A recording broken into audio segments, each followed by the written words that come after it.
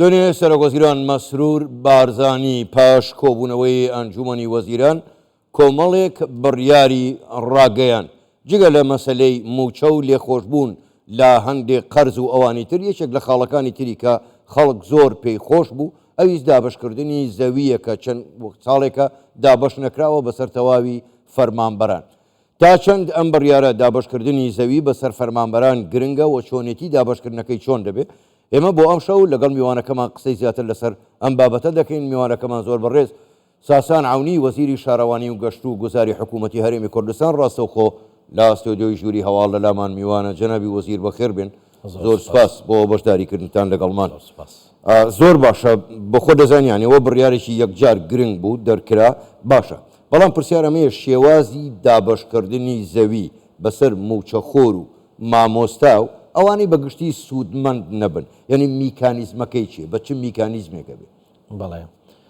سەرەتا دەمەوێت لەوەوە دەست پێ بکەم کە بڕیارێکی یەکجار گرنگ لە بەرژەوەندی فەرمانبەران لە بەرژەوەندی ئەو توێژەی کە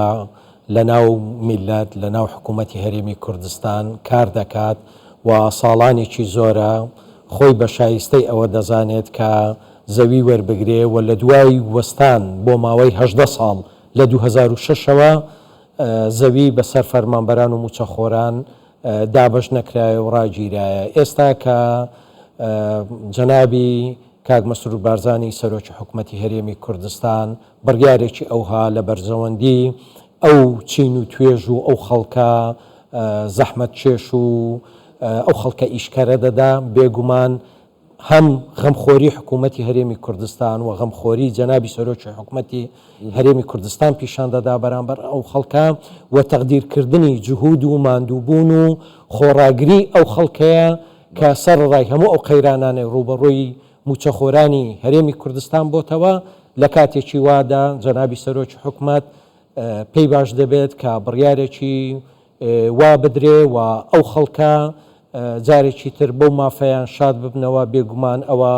بڕیارێکی زۆر گرنگ بوو و زۆر باش بوو و پێشم وایە لەناو سەرجەم چین و توێژەکانی کۆمەڵگەی کوردستان کاردانەوەیەکی زۆر باشی هەبووە سەبارەت بە میکانیزمی دابشکردن و ئەو بابەتانە ئەمە ئینشاءڵڵا لە هەفتەی ئایندە وەکو وەزارەتی شارەوانی و گەشت و گوزار کۆبوونەوە لەگەڵ سەرجەم سەرۆکایەتیەکانی شارەوانی بەڕێوەبەرایەتیە گشتیەکانی شارەوانی و هەروەها نەخشەدانانی ئاوەدانی پارێزگا و ئیدارە سەربەخۆکان دەکەین لەبێ گفتوگۆ و ڕێنمایی ئەوەیان پێدەدەین کە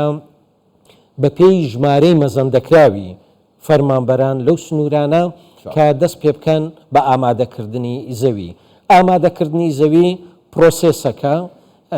هەم پرۆسێسێکی یاساییە و هەم پرۆسێسێکی ئەندازیاری و هونەریە کە ئەوە هەوڵ دەدەین بکرێ ئەو زەویانەی کە پێویستن لە شار و شارۆچکەکان هەوڵ دەدرێت ئەگەر مڵکی شارەوانی هەبێت باشە ئەگەر مڵکی شارەوانی نەبوو ئتفا دەکرێتن دەکرێتە مڵکی شارەوانی دواتر ئیفراز دەکرێت نەخشەی پێویستی لە بۆ دادەندرێ و دواتر ڕێکارەکانی تر دەست پێ زۆر باشە جەنابی وەزیر بە ینی ئەم پرسیاریان زۆر گرنگە بەڕاستی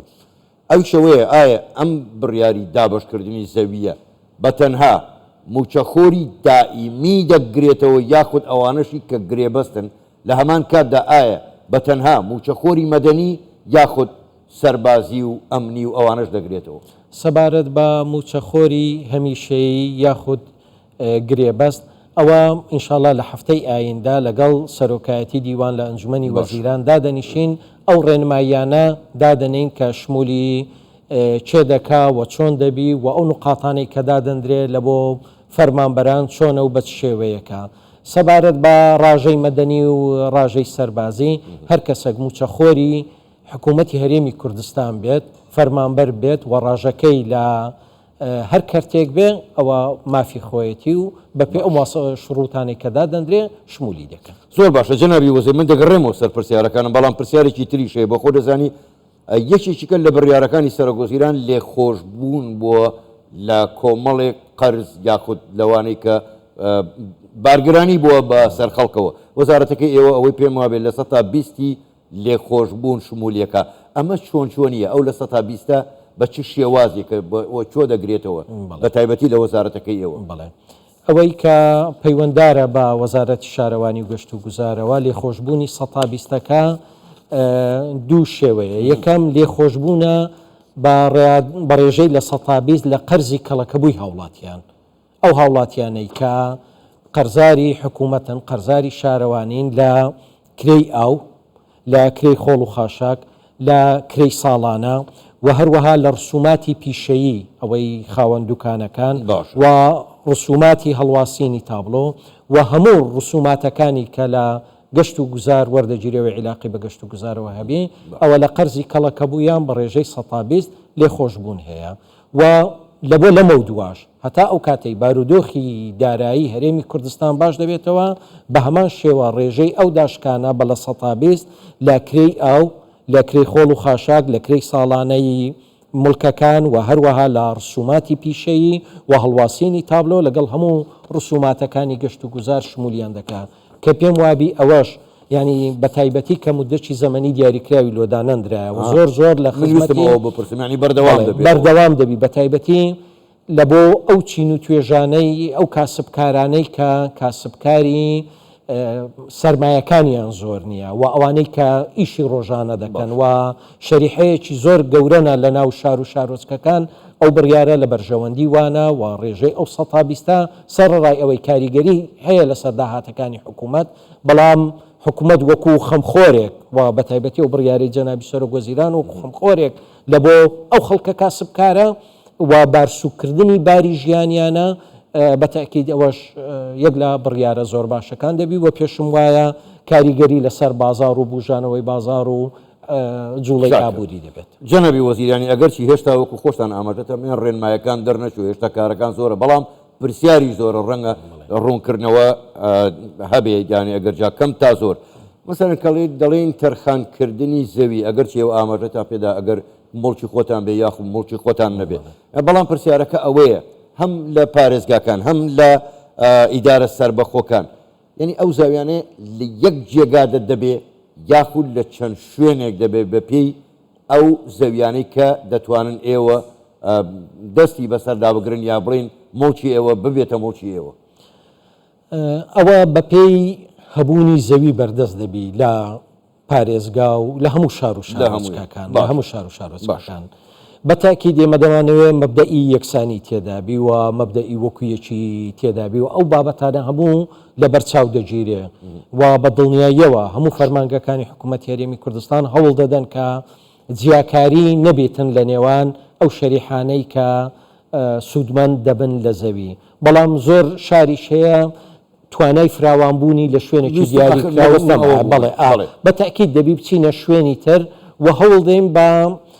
ڕێکاری باشتر بەهای زەویەکان بەرز بکەینەوە بە شێوەیە کە وەی لێبێت لە بۆ ژیانیش گونجاو بێ و ئەوەی کە لە بەرچاومانە و هەوڵ دەدەین کە لە کاتی جێبەجێکردنی نەخشەکان بیکەین بابەتە پلانسازیەکان زۆر بەباشی لە بەرچاو بگیرێ، بە تایبەتی فراوانی شەقامەکان، شۆستەی فراوان و هەبوونی مەساحاتی فراوان لە بۆ خزمەت گوزاریەکان لە بۆ سەوزایی و لە عینەن کاتیش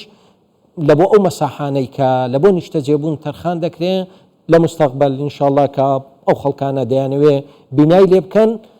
بتوانن لە کەشێکی ئارام و شایان بتوانن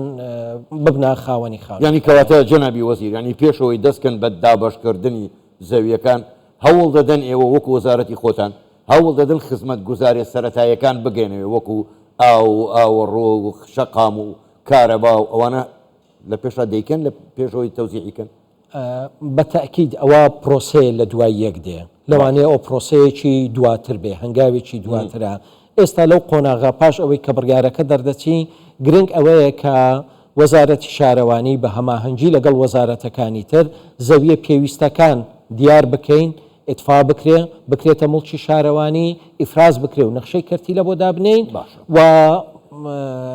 ئەو کاتە دوای ئەوەی کە دابش دەکرێت ئەو هەنگاوانەی تر بە دڵنیاییەوە جێبەجێ بکرێت. زۆر باش جەنابی وەزیر، ئەمە ینی دابشکردنی زەوی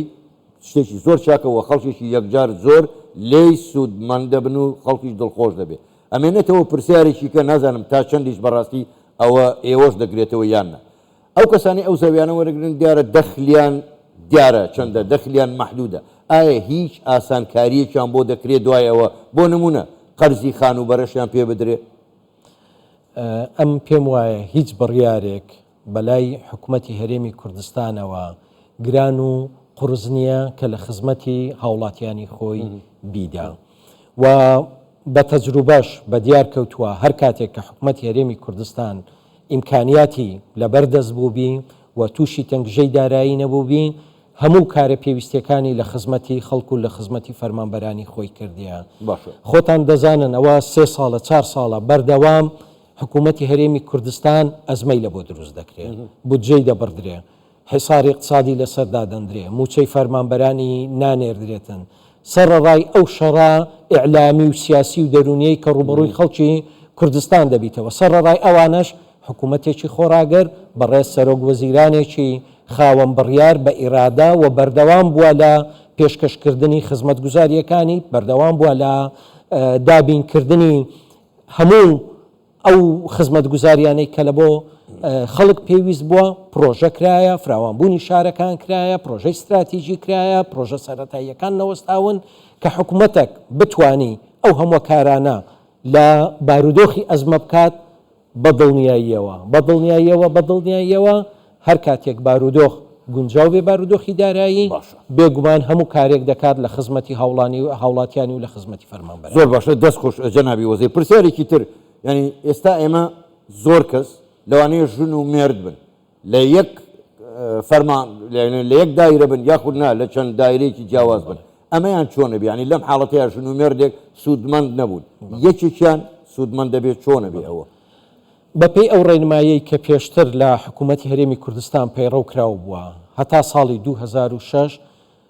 لە هەر خانەوادەیەک ژن و مێرد یەکەچیان وەریگرتێ و بە مستەفید حساب بووە. بەڵام ئێستا وەکو گوتم هەفتەی ئایندا سەبارەت بەو ڕێنماییانە دادەنیشینەوە. لەوانەیە زوو بێت جارێ من بڵێم بابەتی ئەوەی لە خانەوادەیەک ژن و مێرد ئایا هەردووچیان مستەفید دەبن یاخود یەکیان، لێ ئەو بابەتە لێ دەگەڕین هەتا ڕێنماییەکانی پێ دەردەچێت. بەڵام ئەگەر ڕێنماییەکانی پێشتر بێ بەڵێ لە هەر خانەوادەیەک یەک کەس حەقی هەبوو. زۆر باشە جەنابی وەزیر، ڕاستە هێشتا سەرەتایی ینی دوێنێ بڕیارەکە دەرچوو، ئێوەش هێشتا بە خۆتان نەکەوتونەوە دەبێت ڕێنماییەکانی پێ دەرچێت، بەڵام پرسیاری زۆرە، ینی خەڵک تا مەزۆیە دەیەوێت شتی زیاتر لەسەر ئەوانە بزانێت. پرسیارێکی کە دێتە پێشەوە، نازانم ئەمەیان تا چەند شمولی ئەوانەکە یانە. خەڵکێکە لە کەرتی تایبەت دیژەکە، ڕەنگە چەندین ساڵ بێ، ڕەنگە 10 ساڵ بێ، 15 ساڵ بێ لە کەرتی تایبەت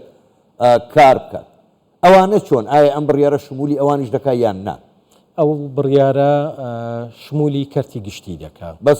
کەرتی گشتی شمولی کەرتی گشتی دەکات لە بۆ فەرمانبەرانی حکوومەتی هەرێمی کوردستانە. بەڵام بەڕاستی ئەوە زۆر جێی دڵخۆشیێکە و قسانەی بەڕێزت پێشتر کردت، بڕیارەکە دوێنێ دەرچووە و ئەو کاردانەوە فراوانەی هەبووە کە بەدڵنیاییەوە لە دیدگا و ڕوئیایەکی زۆر استراتیژیەوە ئەو بڕیارە درایەوە جێی خۆشحاڵیە بە تەئکید کە هاوڵاتیان و فەرمانبەران بۆ بڕیارە دڵخۆشن. زۆر باشە جەنابی وەزیر، من دوا پرسیار لە جەنابەت هەر دێمەوە سەر ئەوەی مەسەلەی زەویەکان، ینی بەشێکی خەڵکی هەیە لە سلکی ئەمنی با بڵین یا سەربازی، ئەوی خۆ موچەخۆرە، ئایا ئەم بڕیارە شمولی ئەوانیش دەکات؟ ینی سلکی سەربازی و ئەمنی با بڵێن ئاسایشە، پۆلیسە، پێشمەرگەیە، زێرەڤانیە هەتا دوایی؟ بە دڵنیاییەوە وەکو گوتم لە شمولی هەردوو ڕاژەی مەدەنی و ڕاژەی سەربازی دەکات، شمولی هەموو ئەو فەرمانبەرانە دەکات کە موچەخۆری حکوومەتی هەرێمی کوردستانن. زۆر باشە جەنابی وەزیر، دەستە خۆش بێ، حتمما دیداری ترمان دەبێت و پاشەوەی کە ڕێنمایەکان لەلایەن ئێوە دەرەشحاڵیەوە. زۆر بەڕێز سپاسانعونی وەزیری شارەوانی گەشت و گوزار گەلێک سوپاس بۆ بەشداریکردنتان لەگەڵ. زۆر سپاس بۆ جەنابتان، هەر سەرکەوتوو بن.